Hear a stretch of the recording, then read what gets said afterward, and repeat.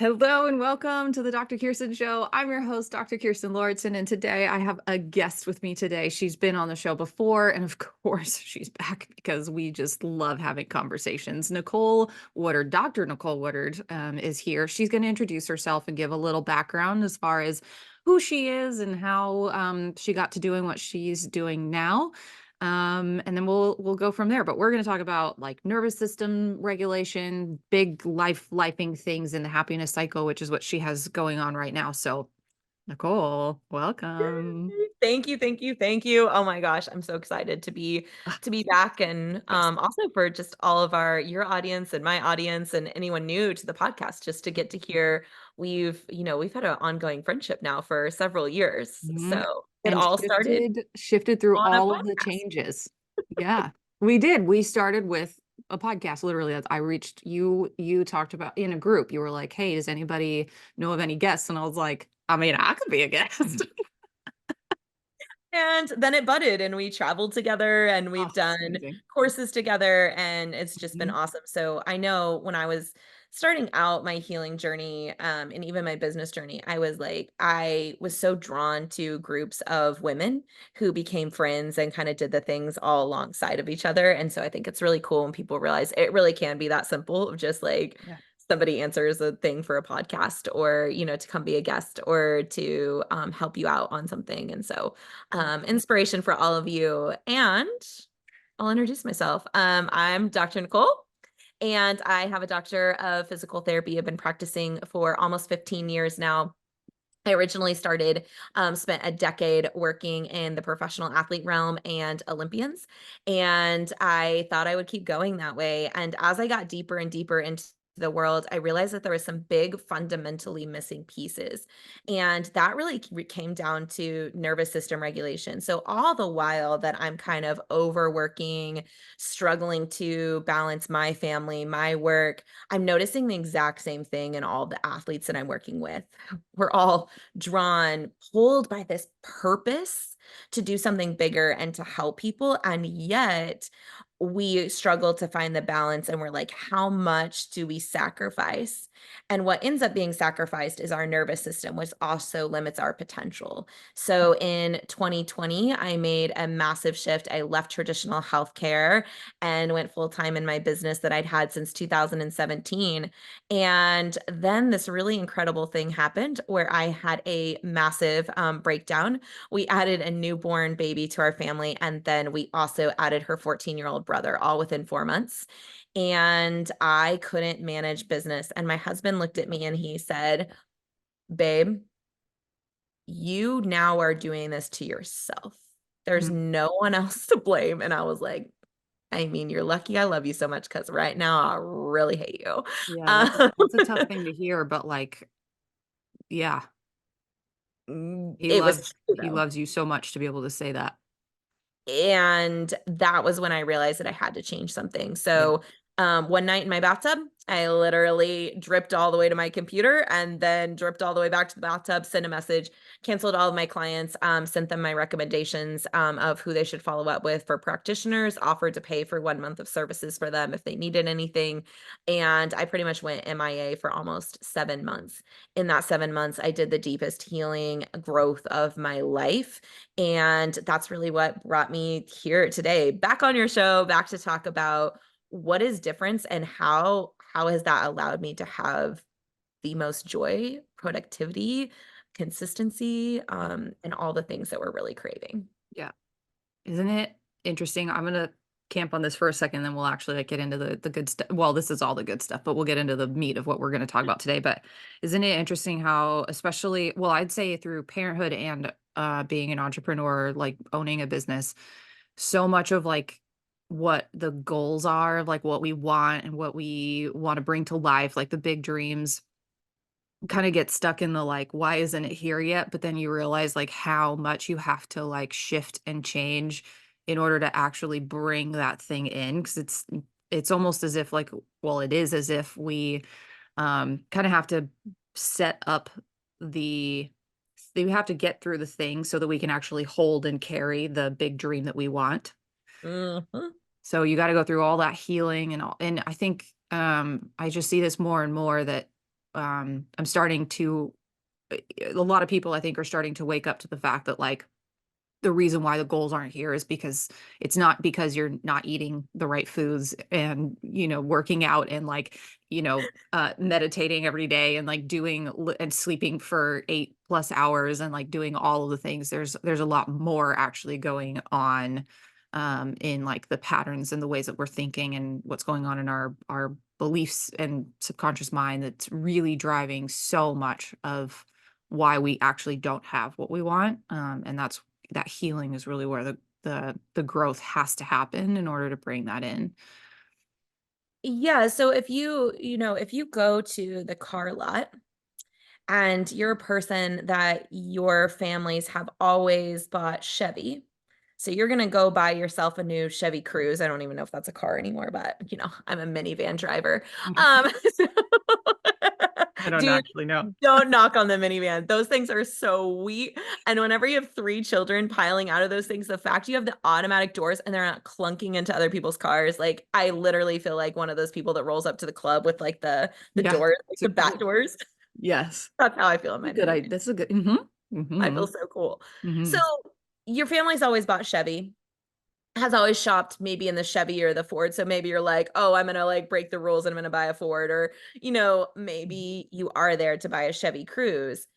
You go home and you park the Chevy Cruze in your garage, right? You're like, bought this new car, you're super excited about it. 2 years later, let's just say that all of a sudden, you are a completely different person and you go to the car lot and you're like, man, I'm going to buy a Ferrari. One, to even test drive that vehicle, you have to become a completely different person, let alone to drive that baby off the lot as yours. Totally. But then you get home and you realize this really crazy thing that you actually forgot to move the Chevy Cruze, still parked in the garage. Are you going to drive that Ferrari into the garage, like over top of the Chevy Cruze? There's not a space for it. Mm, Impossible. So then you kind of have two choices. You can drive the Chevy Cruze out of the garage and you can park it in front of your house, and then the Ferrari has a spot in the garage, but that Chevy Cruze is still sitting there. Or right, you have to decide, like, I'm going to sell it, I'm going to get rid of it. I am the type of person that's fully committed to I own a Ferrari now and I'm fully that person. There's no like, well, with some friends I'll drive the Cruze. When I go to family reunion, I'll take the Cruze because they'll judge me for having the Ferrari. This is what we do with our beliefs. This is mhm, how we like hold on to them. And it sounds really silly about the car, but for a lot of people it makes sense. Like, oh yeah, I drive very similar vehicles to what my parents drove when I was growing up. Like, and yes, exactly. And you would never all of a sudden buy a vehicle that you didn't have a space for. And you wouldn't try to ram a brand new vehicle over top of an identity, a vehicle that you already owned, right? That makes no sense.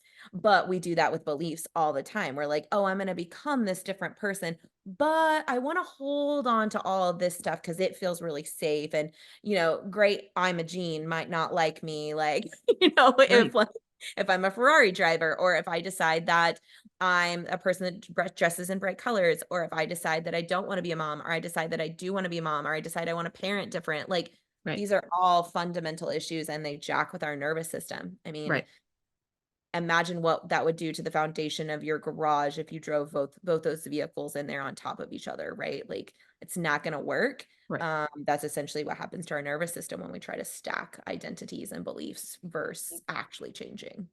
Yep, and that actual change too could literally look like, shifting into a more positive mindset when we're so used to kind of like seeing the world kind of through like a negative lens, which is how our brains are sort of wired to do. But also, we have to, it can be safe living in that world, even if it's not working for us. It can feel very safe because we know it. And so it can kind of be a little bit like taking that cruise and actually parking it out on the street or actually selling it can feel really terrifying Very, and be very, very difficult to do, to then be able to actually buy the Ferrari. That the whole work of a lot of that can feel, well, like, why wouldn't you just stick with the cruise? Like, maybe it's not the Ferrari and it's not the, like, big thing, but when we settle just for that and then, are still kind of wishing that we could have the Ferrari, like, that's a really tough space to be in. Um, so it's kind of up to the person to decide they're ready to actually take that journey. It's not a walk in the park, I would say. An understatement. Oh, I know. You and I both. I know who I'm talking to, obviously. And we both know what we've both been through. I mean, it's not the easiest thing to do, but would you say that it's worth it? Oh, yeah, definitely. I Yeah. would definitely say it's worth it because, I had a moment, it was probably so I came back to work in April of 2023, after the 7 months off. So it was probably it was January that year. I had this moment, and I don't know, like, if, I know you will relate to this, and I'm sure lots of people out there will. Mhm. I had spent years hating myself. Like, I Yeah. started Mhm. counseling when I was 12. I mean, I always felt like I didn't necessarily fit in, constantly trying to prove myself. I was an overachiever. I was exhausted. Even in high school, I was this way. And it kind of just kept perpetuating itself. And so I really disliked fundamentally who I was. And I had this moment, I was like washing dishes, hadn't worked in several months, had no idea if I would ever go back to work. And I started dying laughing. I mean, like full on belly laughing, cracking up. I have no idea what came over me. And I was like, I'm never going to work again. And I actually still really like myself. I think I'm fucking cool. And Yeah. I'm like, that was a pivotal moment for me. I waited years and years and years. Like, I've always loved this work. I've always been attracted to personal development, reading the books, doing the things. And I never, I still had never gotten to the point where I liked myself. So it was like kind of in this like pit of the bottom of the pit Yeah. that I was like, oh, I'm actually in the very bottom of the pit with really no sunlight shining down. And yeah, I actually think I'm pretty cool. Mhm. Mhm. That was life-changing. So to have that moment and now to have those moments, it's not that I don't have hard moments, I do, but I fundamentally know who I am now, Yeah. and I'm willing to continue to believe in that person, to continue to make decisions for that person. I would do the work over even if it was 100 times harder, Yeah. knowing that I would get there. Yeah. We actually had that conversation because for those who don't know, I have a 4-month-old and just recently was feeling like what like who am I if I'm not running a business? If I like am and I'm going to say this in words that I know exactly what I'm saying, but like if I'm just a mom, Yeah. like what does that mean? And how Mhm. do I actually feel about that? And at the core, like, who am I if I'm, like, none of those things?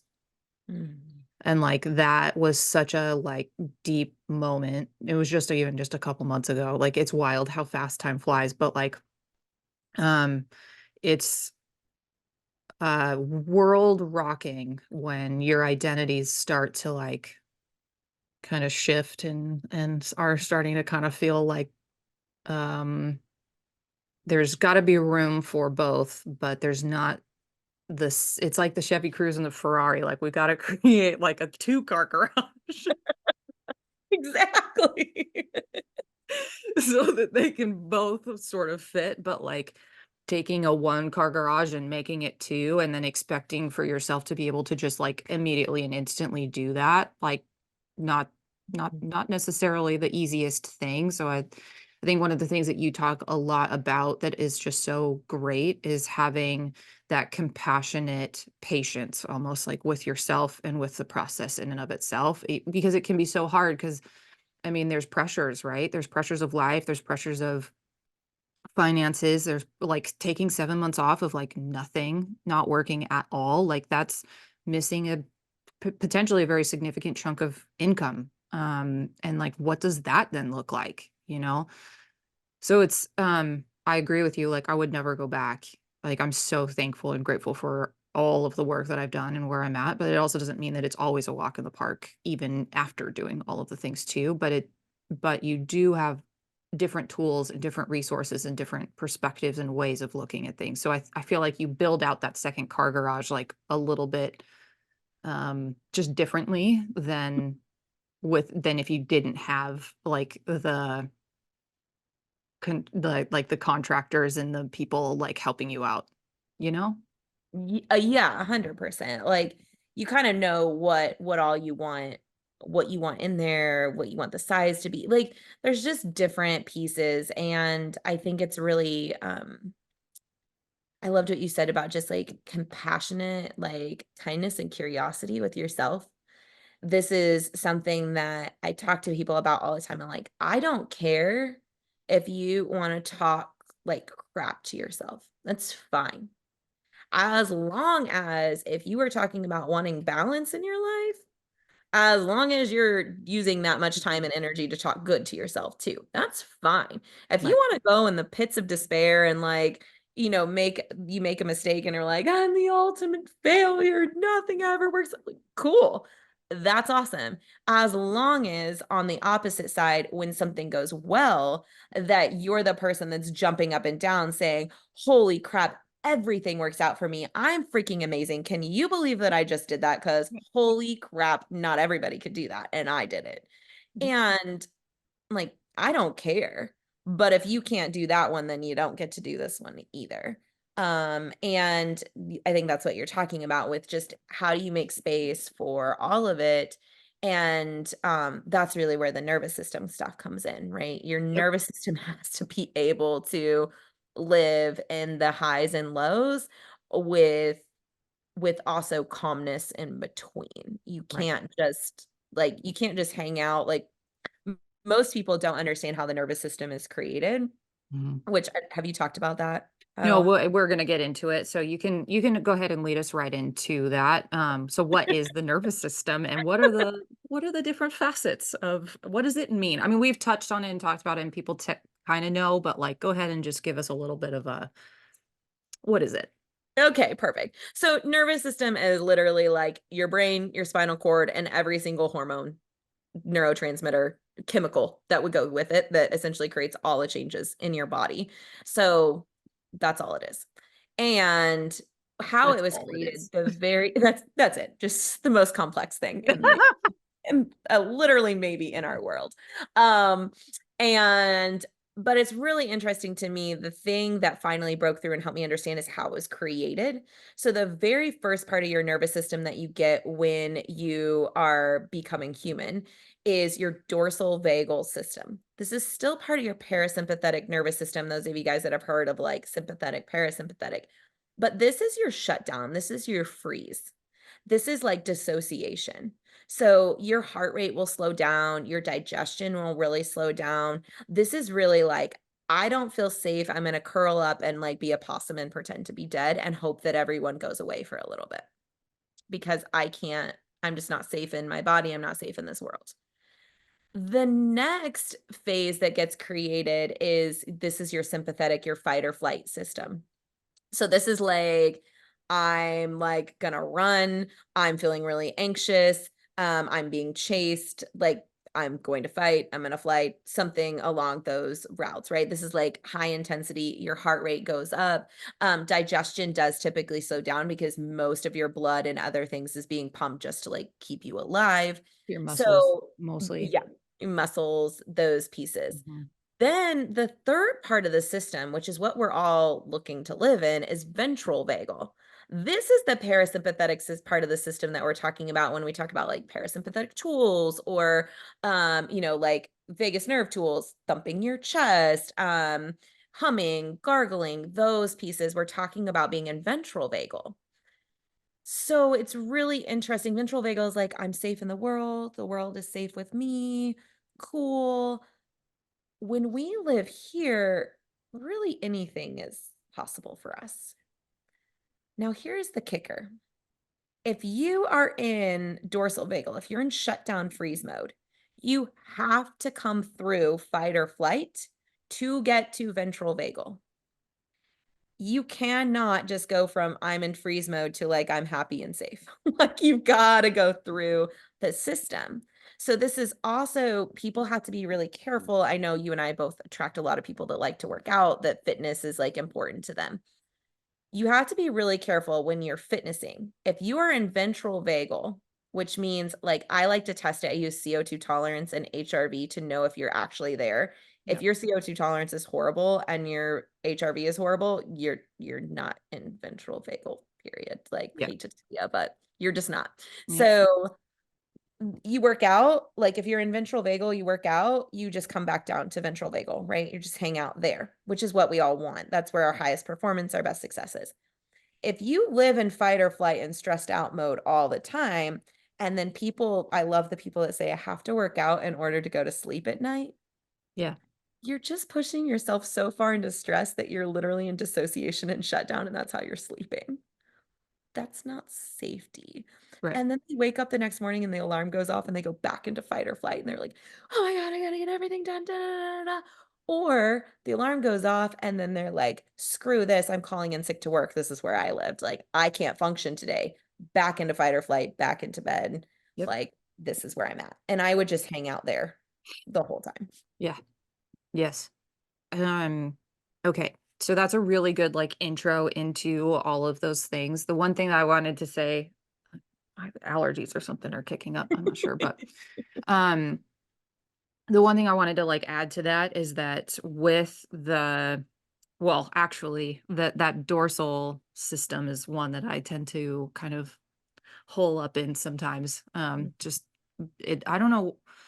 Do you actually let me ask you this. Do you feel like some people kind of have proclivities to um go into those systems a little bit more than others, like the dorsal vagal system? Really depends on your childhood, honestly.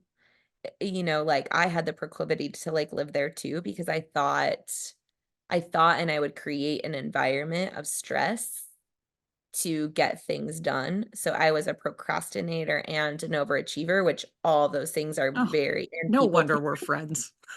Exactly. So like I'm like a procrastinator, which is like deadlines, right? Are like coming up. So all of a sudden your system kicks in and then you get stuff done. That's fight or flight. Then also, I'm a people pleaser, so I'm constantly watching people to see if they like me or just literally all the balloons. That's what happens if you do the peace sign on the Zoom. So then we wanted to talk about joy and Yep. happiness. So then if you're constantly watching other people, that's very much a trauma response. You're in fight or flight. You're trying to figure out if other people are safe, if you're going to survive. And then overachievement, right? It's like I've got to achieve stuff. I have to get recognition or else I might die. Those are all fight or flight responses.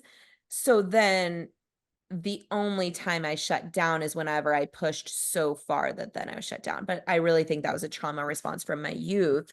So I think it's really about this is why you and I do the belief work of like, what did 0 to 7 look like for you? What was support? What were expectations? Were boundaries safe? Was communicating your needs safe? If not, it doesn't even matter how great your parents were. They may have tried to the best of their abilities, but they just may have not had the skills to be able to help you. It doesn't mean capital T trauma, but yeah, then I think that they would have a higher proclivity to be there. That's the only safe place to be. Yeah. Yep. So there's a like a probably a lot I would venture to guess there's a lot of people who sort of are probably thinking like, "Oh, that's me right Mhm. now." What are some well, I would say first off, if there is anyone out there right now listening or watching that is feeling like, okay, all of these patterns are me, and you're starting to kind of get into the like shame or guilt cycle of like, ugh, like now what? And like, oh, this all these things are like wrong. Actually, I have 2 ways I wanna go with this. I wanna go back to, like, the kinda, like, mom or athlete, like, we're just loading up the stress, but I wanna go here first. If they are sort of experiencing a little bit of this, like, "Ugh, like, this is definitely something that, is me, and kind of feel bad about it," what's something that you would say, to that person? if they're kind of going down that pathway. I would literally applaud you because, like, you're recognizing your emotions, Mhm. which if you have guilt and shame about it, it means that you also have the complete opposite. You can't have guilt about something and not have a part of you that believes that you don't have to live that way anymore. So I'd be like, cool. Which one are you going to give the most voice to? Right. So, and then like guilt and shame, those were my 2 hardest emotions to release, like Yeah. and they were the most life-changing for me. So, Mhm. also, that's where the work, that's where coaching, that's where guidance can really come in, because if you already are recognizing, like, "I'm walking down this path, I feel like crap, oh my gosh, they're talking about me, I don't wanna live this way anymore." Cool, let's not. Mhm. Like, Mhm. there are tons of coaches for you, tons of opportunities for you, which at what point are you going to decide? Like, is this podcast enough of a pain point that you're gonna decide, like, "Oh, okay, yeah, I'm done, I'm gonna move forward," or do you need something else in your life? For me, in years past, I needed a whole lot of pain to decide to change. Now, I pick up little nuances of Oh, yeah. clues, like, "Oh, okay, I'm just gonna do the thing." Like, I don't need all that. I don't need, like, 12 years of infertility, and, Right. like, I Right. don't need all of that. Thank you for all those lessons, and, Mhm. like, let's not make it so painful this time around. Right. Um, and so that's what I would say. Congratulations, like, you just became aware, 1, that you have a part of you that believes that your life can be better, which is pretty freaking cool. Some people don't even have that part, celebrate the crap out of it. 2, your unconscious mind just gave you the very first clue that it's ready for change. So, Mm. like, let's go for a ride. So good. I call it compassionate awareness. I love that. Mhm. Okay, so this is all great. I love it.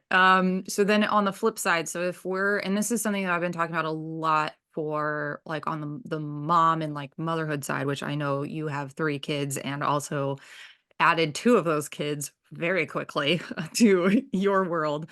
When you're kind of, when we're talking about the nervous system and you mentioned it at the beginning is like creating a lot more of this like sort of like flexibility and elasticity inside of the like the nervous system where we can sort of flow in between the states. It's not that we necessarily want to get stuck in one or the other.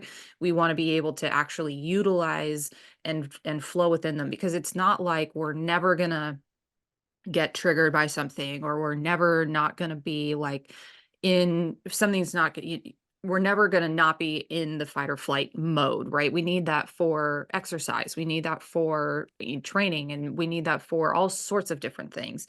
um but when we're feeling like we're in that loop of constantly like waking up in fight or flight and then going to sleep and like barely recuperating before we're back in the stress mode of the day again. um, what are some ways that people can start to just see that a little bit differently of maybe starting to get a little more parasympathetic into their day and like what's kind of the importance of that? Yeah, so I think step 1 is just realizing it doesn't have to be long. So all of us are really busy. So you don't have to some tools that you and I both teach are like 30 seconds. Hmm. Um, I wake up in the morning and I either have water right by my bed or like in the bathroom. And so I gargle 30 seconds as soon as I wake up. I don't use an alarm. I know that's really risky, but like, welcome to entrepreneur life. But also like even like my kids typically wake me up. They're early risers, so I just know that they're gonna get me up. So I don't like the sound of an alarm. So a lot of times I might set an alarm that's like very last minute that I need to get up, but it's still on vibrate. Um, Hmm. that can be another indication too. If you need a really loud alarm, that can also be an indication that you're a little bit in that shutdown mode. So whenever you go to sleep, it's hard for you to like rouse back again. And then so yeah, 30-second tools. And I'm trying to think what else like would be there was like another part of your question. Oh no, Repeat. that's great. That's actually I was going to say that's a big life hack is anything that's like short and sweet that you will actually do. Mhm. Mhm. Mhm. I'm actually doing that right now with more of like a I'm in a program right now that's more you're taking 2 minutes a day to kind of get into like a heart-centered, like positive state of just believing whatever it is that you want like is possible. Um and it's 2 minutes. 2 minutes. Like you can do just about anything for 30 seconds to 2 minutes a day and it just has such a big impact on and actually, I'll sometimes do that 2 minutes multiple times throughout the day if it's a particularly difficult day. Yeah, same. I mean, that's the thing. Even breath work. So, like, I'm a breath work facilitator. Two Yeah, minutes is all it takes to make a chemical change. So, you don't need a long time. You need consistency. So, right. like, short, consistent, short, consistent, short, consistent. Like, if you look at something and you ask yourself, can I keep doing this for the next 5 years? And the answer is absolutely not. Like, if you wake up and you're like, my morning routine is going to be, I can't remember, somebody was like, they did like a hilarious meme about somebody who doing this podcast, and he was talking about his morning routine, and it was literally like 2 hours long. And I'm like, okay, well, that's really cute and that's awesome for him. Good. Also, most of us are waking up and we don't have that time. So if you look at it and you ask yourself, am I going to be able to keep doing this for the next 5 years, no matter what happens, right? Like, literally something can happen. All three of my kids can be sick with the flu. I can wake up in the morning and gargle water. Like, Yeah. I could be up all night and be like, okay, I'm gonna go brush my teeth and like the day is starting and I can go gargle. So I think it's really picking things that allow life to life and you to still stay consistent. Mhm. That's like the theme of this is like allowing life to life and you can still do the things. Mhm. Still do the things. Yeah, I think that's one of the most common, I would say, like, misconceptions, but also maybe one of the biggest like self-limiters is like, well, it won't work for me. Like my life is too hectic and too crazy and too busy with like all the kids and all the things and all the stuff that I do. There's no way that it'll work for me. Yep. Mhm. But I Mhm. mean, if you want to say that, that will be true. Mhm. It will be true. You're right. You're right.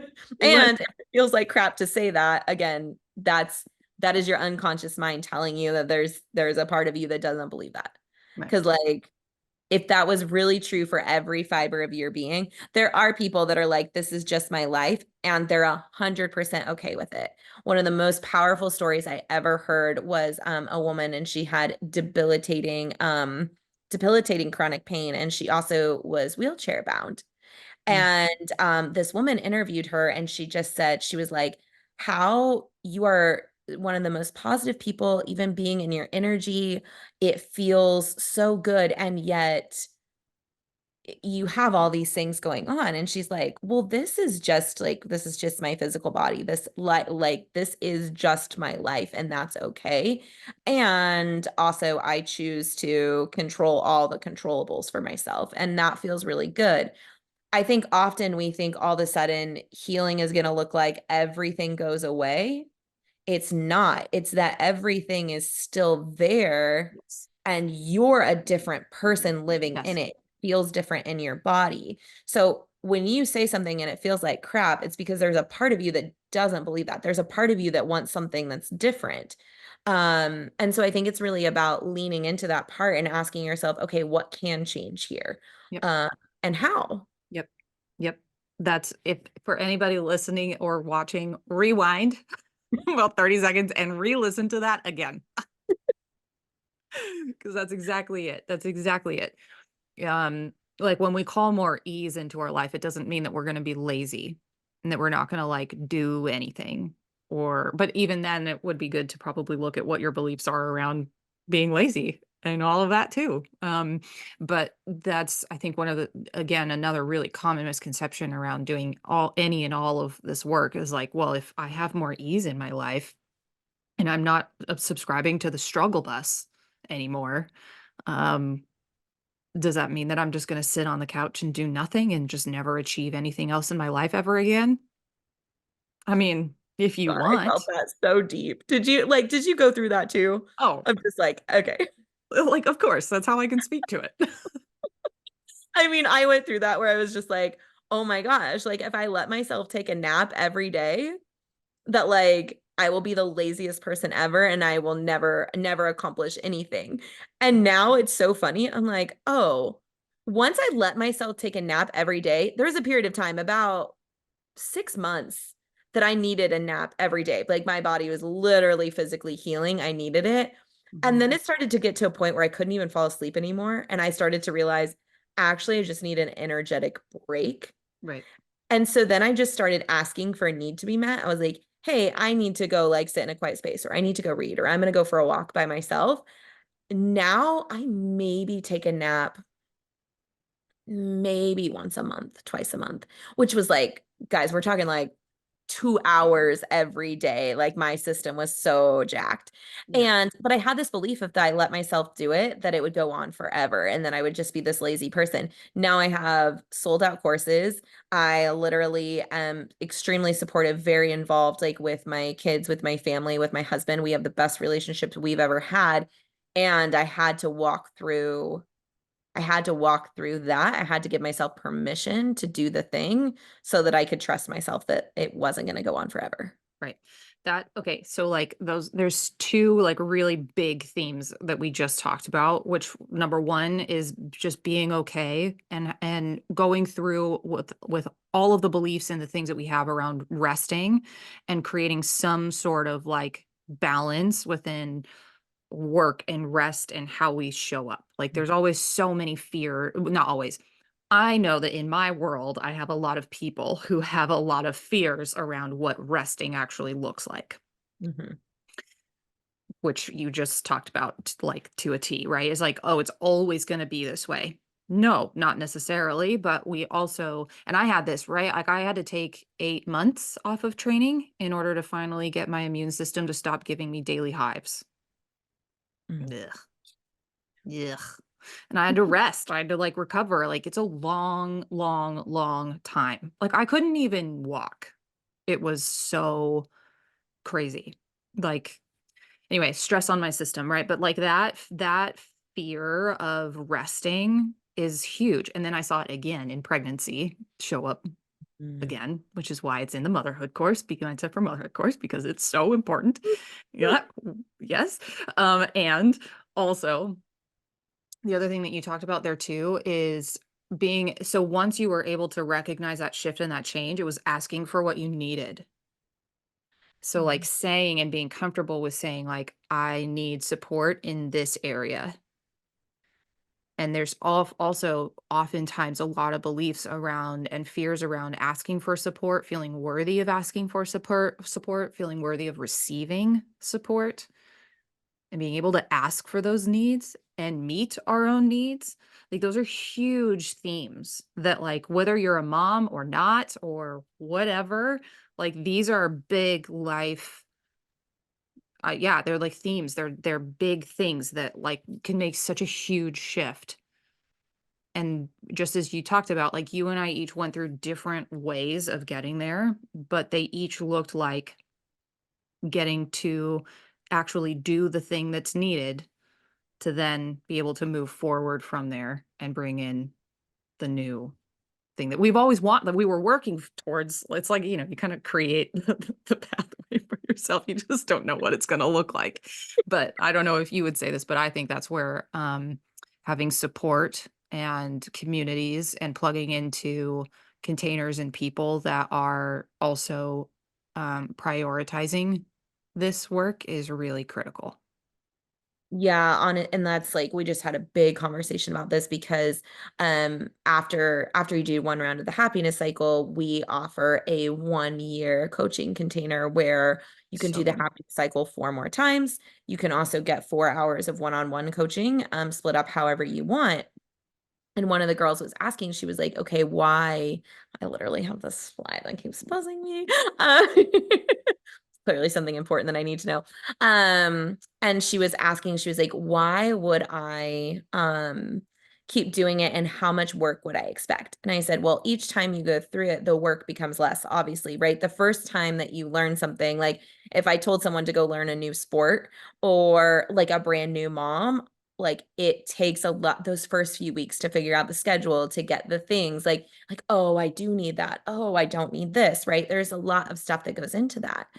Then it becomes easier, it becomes a rinse and repeat. That is not the moment that you want to give up on something, Right. because your neurological system, your brain, it loves patterns and repeat. So if you've been doing the same thing for the last 15 years, and then you're like, oh my gosh, I loved the happiness cycle. I loved like your mom coaching, like whatever it is. And then you get to the end of it and you're like, that was really great. Okay, on to the next thing. Your brain never sets it as a pattern. So that's why it's so important. And that's where community comes in. That's where it's like maybe the actual coursework doesn't take that much time, but now you're more inundated in the community. You're in listening, you're learning how to be a leader. Like there is something too, once you can teach something, you've integrated it. So I tell all my members, I'm like, once you can teach the happiness cycle to someone else, like you're done. Like your pattern has been created. Right.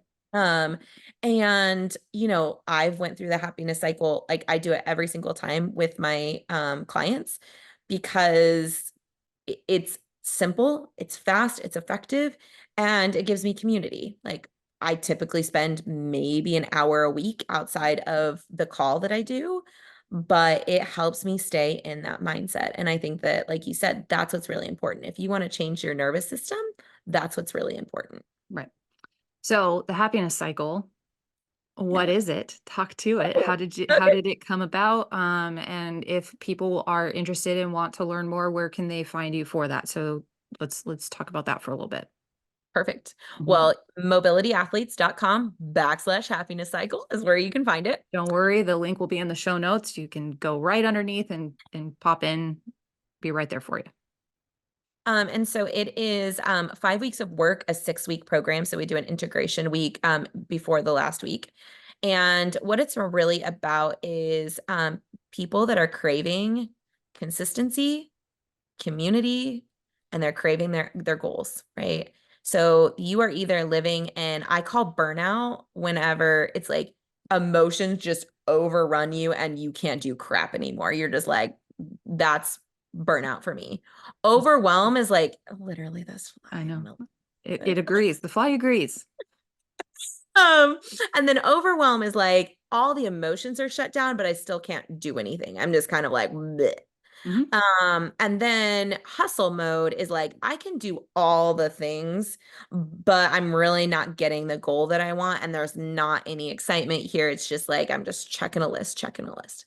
Yeah. If you are living in any of the three of those, then in order to get to success, what has to happen is one, we've got to regulate your nervous system and improve your emotional intelligence. Like, can you process your own emotions and those around you? And the other thing is consistency. Yes, you do have to have habits to your goals. You do have to have things that you're doing consistently. That's why that really helps push you into success. You will achieve your goals. That's why I asked the question, like, could you do that habit for the next 5 years? If the answer is yes, awesome, let's do it. If the answer is like, I have no idea, Mhm. you might want to make it a little easier because Mhm. consistency will win all the Yep. time. Yep. And your brain will resort to whatever pattern is the easiest that it can be consistent at, Correct. even if it's something you don't like. So that's what the happiness cycle is. It actually, I created it in that 7 months that I had off. I started writing down my journey and all the clients' journeys that I'd been on in the past. And I wrote a book. And when I got done and I read it, inside of it was a happiness cycle, separated into really four congruent parts, which spells paid because, like, gosh, money in the hands of healers. Like, I Yep. want everybody getting paid by like energy, getting paid by money, getting paid by a life that they freaking love.